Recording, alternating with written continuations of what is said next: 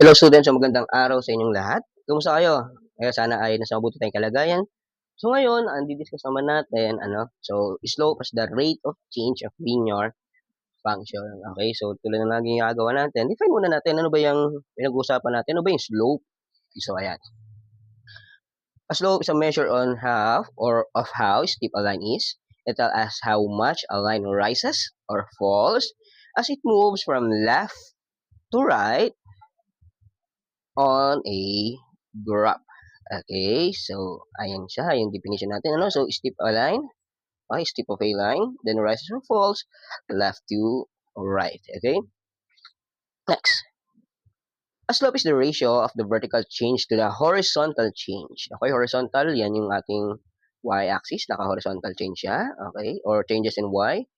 And the vertical change, ayun yung sa taas, okay, changes in x naman yan, between 2 points on a line. We have a formula that we are using. We have y sub 2, not y squared, okay, y sub 2 minus y sub 1 all over x sub 2 minus x sub 1, where m is the slope, while this one, okay, that is the points on the line. So we have x sub 1, y sub 1, and x sub 2, y sub 2 are 2 points on the line. Okay, so if you want to copy it, screenshot nyo na lang po, okay, para tuloy-tuloy tayo. Okay, very good. So we have understanding rise over run. Okay po, so we have the slope is equal to rise over run, while rise, okay po, that is the change in the y coordinate like we have said a while ago. Run, that is the change in x coordinate. Okay, so huwag kalimutan ha. Okay, screenshot nyo na. Next. We have types of slope. Okay, ano ba yung mga types of slope natin? So we have positive slope, a line rises from left to right. Negative slope, a line falls or downward from left to right. Zero slope, ito naman yung horizontal line natin. So parallel siya sa ating x-axis. Undefined slope, a vertical line. Okay, ito naman ay naka-parallel sa ating vertical y-axis. Okay? Sabi nga dyan the denominator becomes 0. Okay, so slope is undefined. Ano naman natin yan? Kapag denominator is 0, that is undefined. For example, 5 over 0, 6 over 0, that's undefined. Ano nga ba itsura ng mga slope na yan, sir? Okay, ito yung mga itsura ng slope na mga yan. Okay, so pag positive slope, ito siya. Yung itsura niya. Okay, so upward. Kung naman pa downward, yung negative slope natin. Okay, well, zero slope, like what I've said a while ago, that is parallel to our x-axis. Ayun. Okay, well, undefined slope, it is parallel to y-axis. Okay, so screenshot nyo na. Okay, so let us proceed to the first example. Let us find the slope. Okay, hanapin natin yung slope lang po ha. Okay, so let us start for example number 1. Let us say we have here 1, 2, 2 points yun ha, 2 points. 1, 2, saka 3, 6. Okay, so let us now try to find the slope here. Okay, so alalahanin mo natin, ano ba yung formula? Okay, so the formula that we are using is we have m is equals to y sub 2 minus y sub 1 all over x sub 2 minus x sub 1. You already know kung ano man dyan yung ating x sub 1, y sub 1, x sub 2, y sub 2. Sir, okay lang po makabaliktad? Walang problema. Okay lang po. Okay po. So let us say this is our x sub 1, y sub 1. Okay. This is our x sub 2, y sub 2. Okay, then after that, what you're going to do is just to substitute all of these, all of the points that we have here in our formula. Okay, so we have here m. What's our y sub 2? Okay, that we have 6. Y sub 1, we have 2. All over x sub 2. Ang x sub 2 natin, ayun. We have 3 minus x sub 1, we have 1. Okay, so we have m. 6 minus 2, we have 4. 3 minus 1, 2. So 4 divided by 2, then we have 2. That is our slope. Okay, so yun lang naman po siya. Okay po. Okay, so pwede naman natin siya actually i-graph. Okay, so try natin i-graph. Sige, graph natin siya. Okay, so simulan natin 1, 2. Ito, 1 sa x, 2 sa y. Ayun, dito tayo. Okay, then ito naman, 3. 1, 2, 3. Ayun dito. Tapos 6. 1, 2, 3, 4, 5, 6. Ayun, yun. So, tansyahin na lang natin. Sabihin natin dito. Then, connect. Ayun, o. Okay. So, ayun siya. Makikita nyo ang ating rise. Okay, 4. So, ibig sabihin, umangat tayo ng 4. Ay, makikita nyo naman yung count natin, no? 1, 2, 3, 4. Ayun, no? 4. Then, yung ating run naman is 2. Dito, ayun, no? 1, 2. Ayun. Okay. So, as you can see, our slope here is 2. So, ganun lang siya. Okay po? So, let us now proceed to our next example. Okay, so, screenshot nyo muna. Okay, erase ko na po. Dapat pala hindi ko na binura yung ano, no, yung formula. Okay, next example naman tayo. Okay, try natin. Okay, let us say we have this. Our point now here is 0, 6. Oh, 0, 6 naman tayo. At saka, let us say we have 2, 2. Okay? So, alam nyo na dyan kung ano po yung x sub 1 at x sub 2 ha. Y sub 1 sa y sub 2. Okay? So, o yan. 1, 1, 2, 2. Yan, shortcut ko na lang yan. Shortcut. Okay, so ngayon, lagyan natin ulit ang formula ng slope. Alam nyo na yung formula ng slope, di ba po? So, we have y sub 2 minus y sub 1 all over x sub 2 minus x sub 1. Okay? Substitute the points that we have here. Ano yung y sub 2 natin? Ayun. We have 2. Okay, minus y sub 1. Ayun, ano siya? Minus 6. Okay? Next, x sub 2. Ayun. We have 2 minus 0. Okay? So, solve na natin. What is 2 minus 6? Okay, so we have negative 4. Okay? 2 minus 0, that is 2. So, what is negative 4 plus 2? Negative 4 divided by 2, sorry.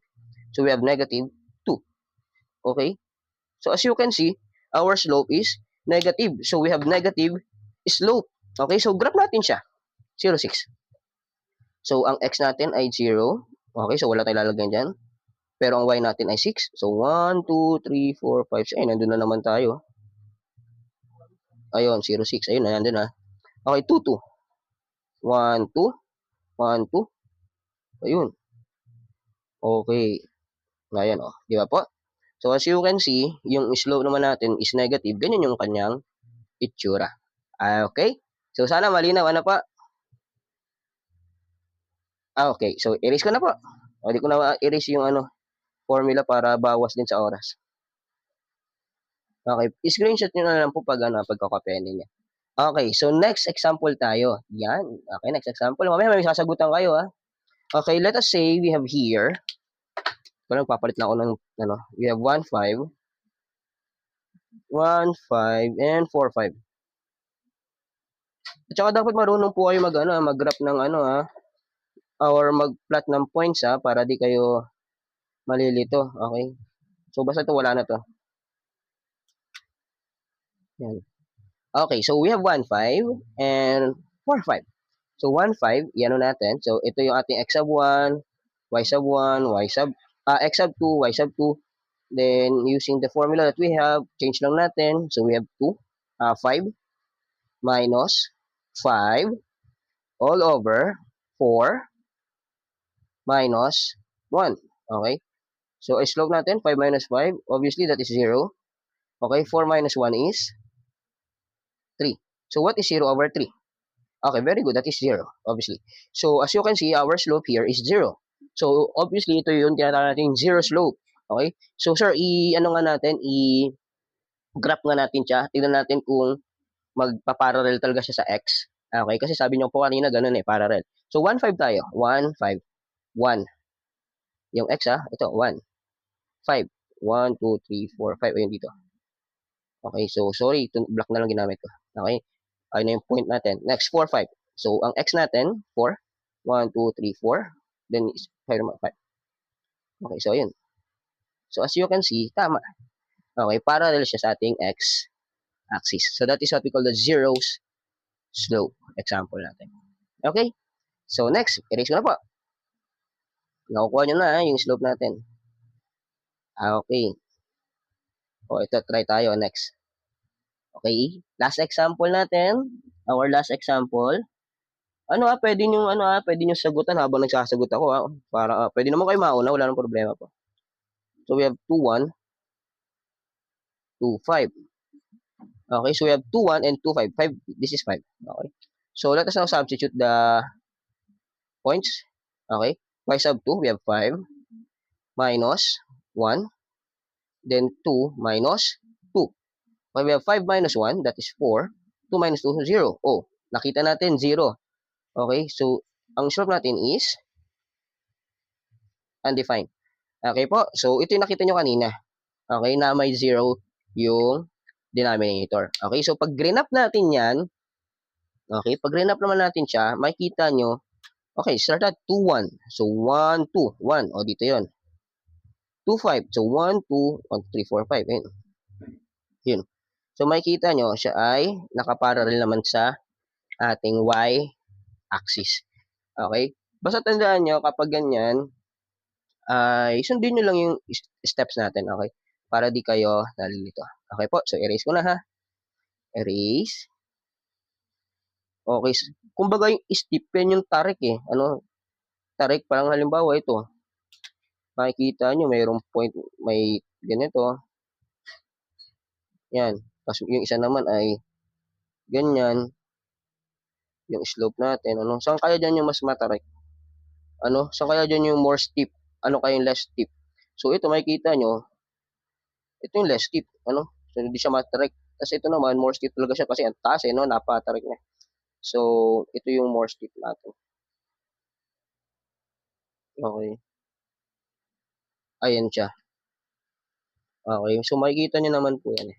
Okay po. So, erase ko na to. Parang bundok lang yun sa mga bundok na may matatarik. Iba naman, hindi ganun katarik. Iba flat lang.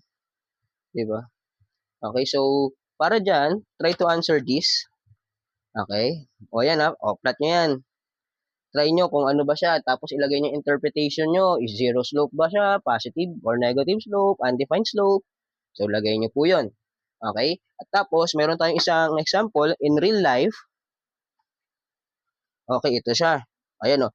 Think of two ramps. May dalawang rampa. Ramp A and ramp B.